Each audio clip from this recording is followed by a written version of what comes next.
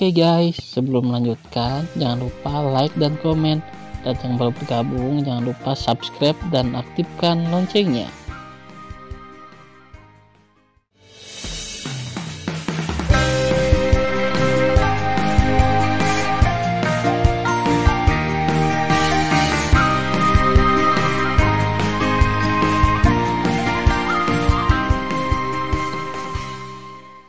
Episode 26. Melanjutkan cerita sebelumnya. Bai Yu terbang melintasi langit sebelum dan sesudah tubuh Bai Feng, dan Bai Feng berkata dengan tergesa-gesa, "Adik ketujuh perempuan, bagaimana? Apakah kota militer King Tian dipertahankan?" "Yah, tunggu." Bai Yu melepas kerudungnya dan mengangguk, "Ayahku dan ketiga komandan terluka parah, tetapi mereka telah pulih sekarang. Ayahku memintaku untuk memberitahumu bahwa kamu dapat kembali ke kota tentara King Tian." Tan Yun dan yang lainnya di bawah mendengar bahwa tidak sulit untuk menebak bahwa kali ini pertempuran kota tentara King Tian tragis hanya karena Raja Bai Cheng dan ketiga komandannya terluka parah. Pada saat ini, Bai Feng bertanya, "Adik ketujuh, bagaimana korban dari pasukan keluarga Bai kita?" Mendengar pidato itu, mata Bai Yu menjadi gelap dan menghela nafas, "Korbannya berat. Sekarang pasukan keluarga Bai kita hanya memiliki lebih dari 8 miliar yang tersisa, sementara pasukan keluargamu yang mendukung kita telah bertahan kurang dari 1 miliar. Setelah itu, Bai Yu berkata lagi, "Tapi jangan khawatir, Saudara Enam. Selama periode ini, 79 benteng lainnya masih kokoh seperti emas, dan jumlah iblis ekstrateritorial yang terbunuh dalam pertempuran telah melebihi 400 miliar. Selain itu, Tuan Tianzun mengirim utusan untuk memberitahu ayahnya bahwa dua dunia Dewa Siyuan dan Chaos juga telah memenangkan kemenangan. Dan iblis ekstrateritorial terluka parah kali ini. Raja Iblis memerintahkan untuk mundur. Diperkirakan iblis ekstrateritorial tidak akan melakukan lagi untuk waktu yang lama." Setelah mendengarkan, Bai Feng dan semua orang yang hadir diam-diam merasa lega. Kemudian, Bai Yufei jatuh ke dalam hutan, datang ke Mu Pingcuan dan berkata, "Ayah saya meminta saya untuk mengucapkan terima kasih atas nama orang tuanya. Tolong beritahu pamanmu bahwa kota tentara King Tian dapat mengatasi krisis kali ini berkat bantuan besar pasukan keluargamu." Mu Pingcuan memeluk dan berkata, "Aku akan memberitahu pamanku." Kemudian Mu Pingcuan memandang Jenderal Besar Bai Feng dan berkata dengan kepalan, "Karena tidak ada yang salah dengan kota tentara King Tian, saya akan kembali ke kota tentara Mu Feng. Sampai jumpa lagi." Bai Feng memeluk tinjunya dan berkata, "Sampai jumpa lagi."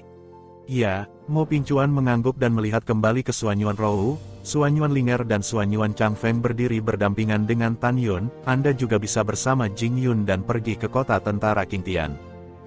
Suanyuan Rou memandang Tan Yun, menggelengkan kepalanya dan berkata, "Bawahanku masih memutuskan untuk kembali ke kota tentara Mu Feng." Tan Yun tidak mengatakan apa-apa. Dia menghormati keputusan Suanyuan Rou. "Ruer, lebih memperhatikan keselamatan. Semoga perjalananmu menyenangkan." Tan Yun menatap Suanyuan Rou dengan penuh kasih sayang. Suanyuan Rou menganggukkan kepalanya, "Kamu juga." Pada saat ini, Suanyuan Linger memikirkan Chu Xiao, memandang Bai Yu dan berkata dengan hormat, "Senior, apakah semua pasukanmu di kota tentara King Tian pergi?" "Yah, mereka semua pergi." Bai Yu berkata, menatap Tan Yun, "Apakah kamu Jing Yun?" "Ya, Tuan," kata Tan Yun. "Kudengar ayah sering menyebutmu." Bai Yu berkata sambil tersenyum, "Oh, omong-omong, saudaramu Chu Xiao, izinkan saya memberitahu Anda bahwa dia telah kembali ke kota militer Mu Feng terlebih dahulu dan akan pergi ke kota militer King Tian untuk menemukan Anda di masa depan." Tan Yun mengangguk, "Terima kasih sudah memberitahuku."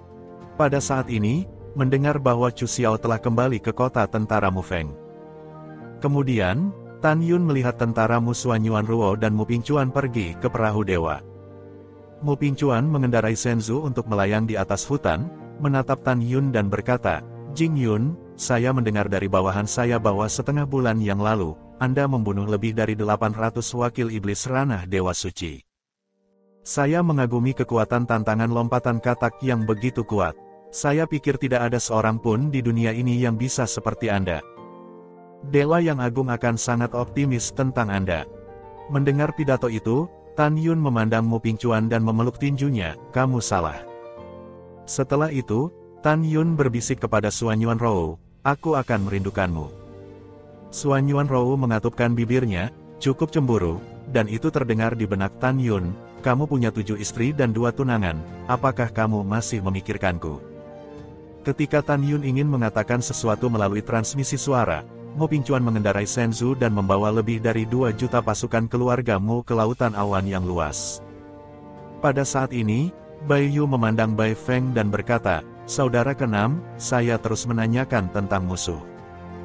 Baiklah, ayo pergi dan perhatikan keselamatan. Bai Feng membuka tangannya dan memeluk Bai Yu 4 hari kemudian. Bai Feng, Dewa Agung, memimpin 100 juta prajurit ilahi untuk kembali keluar kota Qingtian. Yang menarik perhatian Tan Yun adalah gunung-gunung yang ditumpuk oleh mayat iblis, yang berfluktuasi terus-menerus dan tidak bisa dilihat sekilas. Melihat tubuh-tubuh ini, tidak sulit bagi orang untuk membayangkan betapa sengitnya pertempuran sengit saat itu. Setelah kembali ke kota tentara Qingtian, Tan Yun dan Jing Lu jatuh di puncak gunung Qingtian. Tan Yun menawarkan token, membuka pintu alam dewa, memasuki wilayah para dewa elit, dan langsung pergi ke Jingfu di hutan kuno. Melangkah ke gerbang mansion, bayangan indah yang menangis kegirangan menyerbu ke dalam pelukan Tan Yun.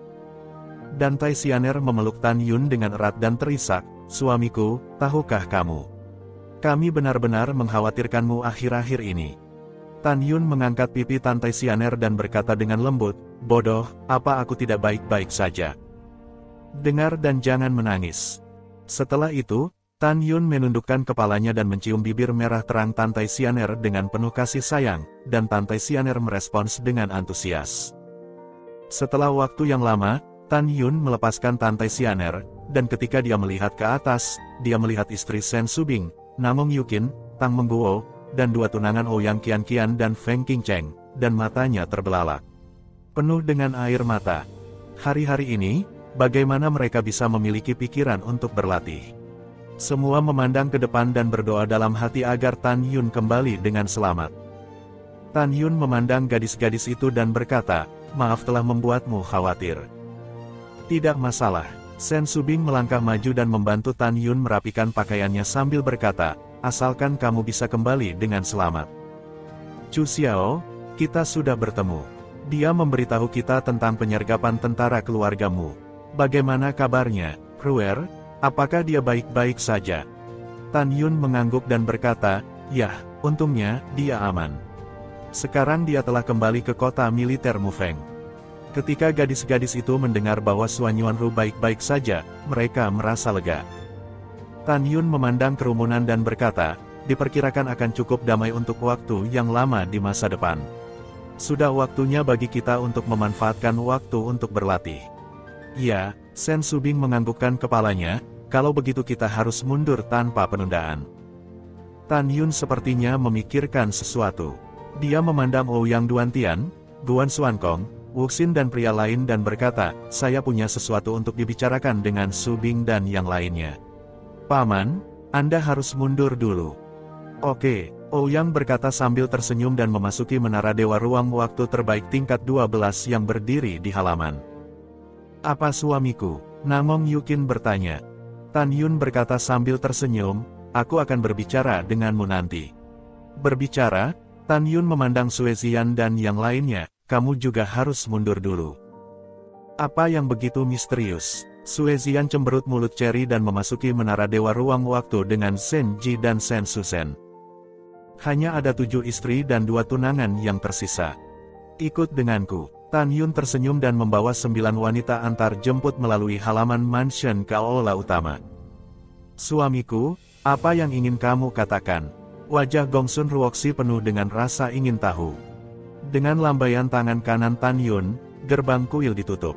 Segera, Tan Yun tersenyum dan berkata kepada para wanita, saya telah berada di Hongmeng Senfu selama hampir 400 tahun, dan saya ingin mati untuk Anda.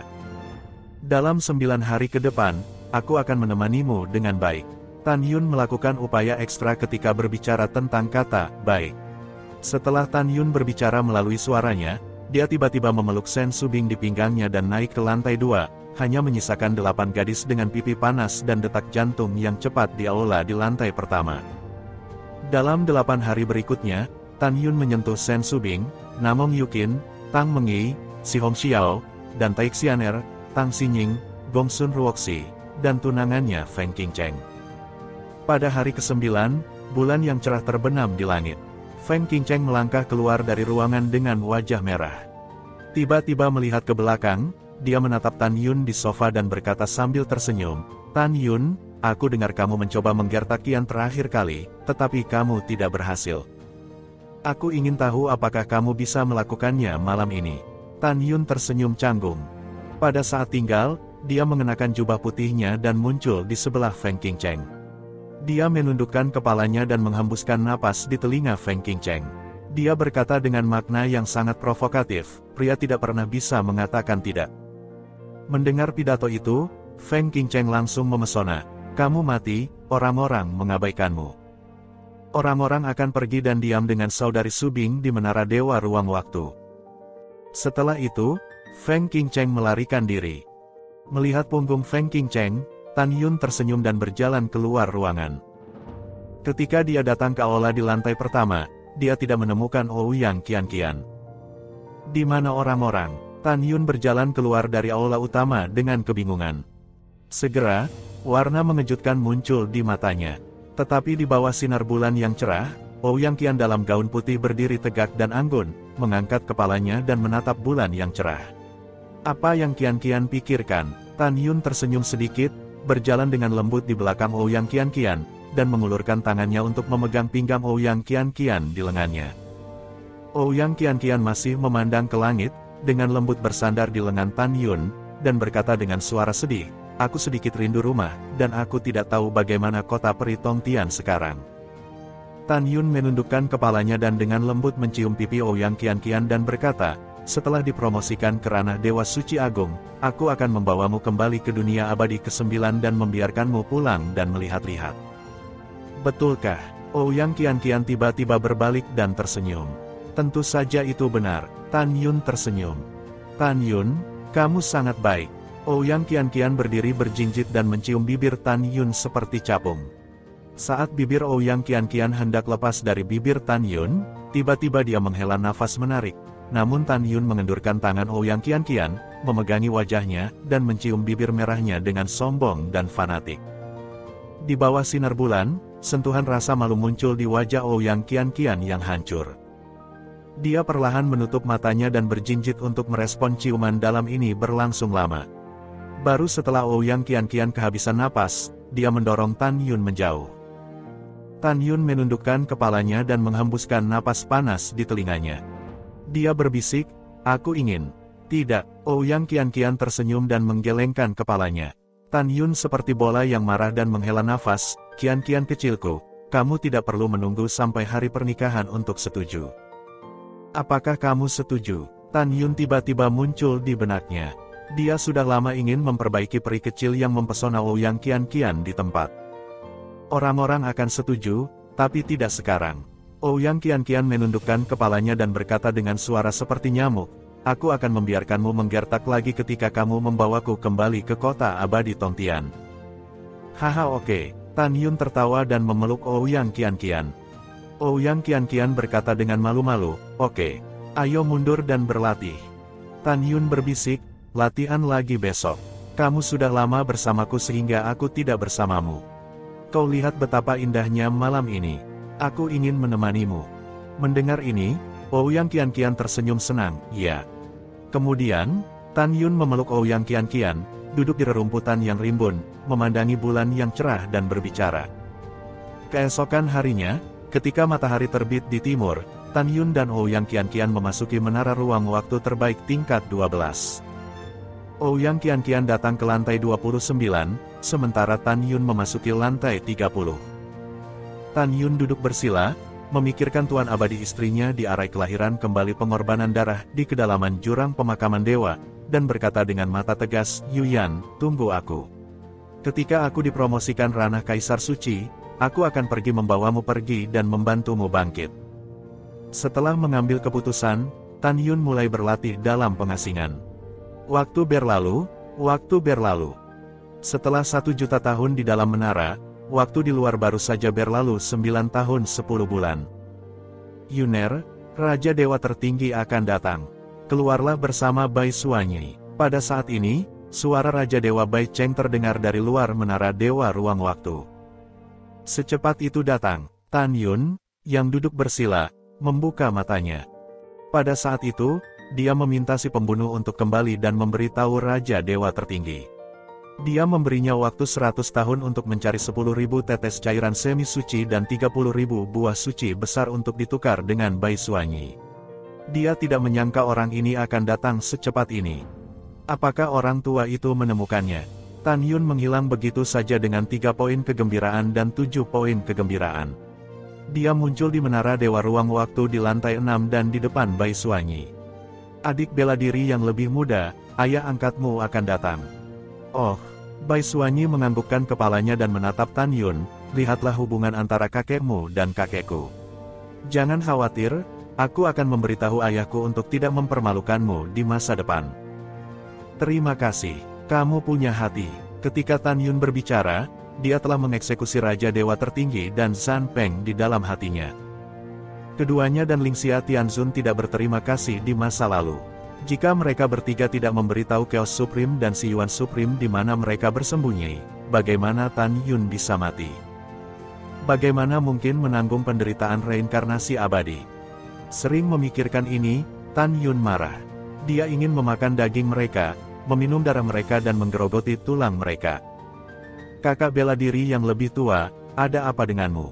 Wajahmu sangat jelek, Bai Suanyi bertanya. Ah, tidak apa-apa. Tan Yun dengan enggan tersenyum dan menatap mata Bai Suanyi, terutama baik hati. Di hati Tan Yun, leluhur jauhnya Raja Dewa Jing yang dibesarkan oleh dirinya sendiri dan Su Bing di masa lalu, jadi dia seperti cucunya sendiri. Tan Yun berkata, ayah angkatmu adalah Raja Dewa Tertinggi. Dia bukan orang baik, kamu akan. Tanpa menunggu kata-kata Tan Yun, dia diinterupsi oleh Bai Suanyi, jangan bicara buruk tentang anak angkatku. Ayah, atau aku akan mengabaikanmu di masa depan. Oke, Tan Yun berkata dengan sungguh-sungguh, saya mengajukan pertanyaan kepada Anda. Saya harap Anda dapat menjawabnya dengan jujur. Kamu berkata, Bai Suanyi tersenyum, cukup menyentuh. Tan Yun berkata, kamu juga mengatakan bahwa Hong Meng Supreme adalah leluhurmu. Apakah kamu pikir dia orang yang baik? Bai Suanyi bahkan tidak memikirkannya dan berkata, tentu saja. Leluhurku adalah orang baik yang menyelamatkan banyak orang.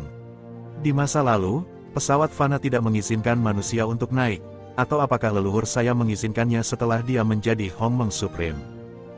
Tan Yun berkata sambil tersenyum, apakah kamu tahu bagaimana dia meninggal? Saya tahu. Mata Bai Suanyi menunjukkan kesedihan yang mendalam. Ayah angkatku mengatakan bahwa setelah leluhurku terluka parah oleh Raja Iblis asing di masa lalu, dia menjadi gila dan membunuh orang-orang yang tidak bersalah. Si Yuan Supreme dan Chaos Supreme yang harus bekerja sama untuk membunuh leluhurku. Gila, membunuh orang tak bersalah tanpa pandang bulu.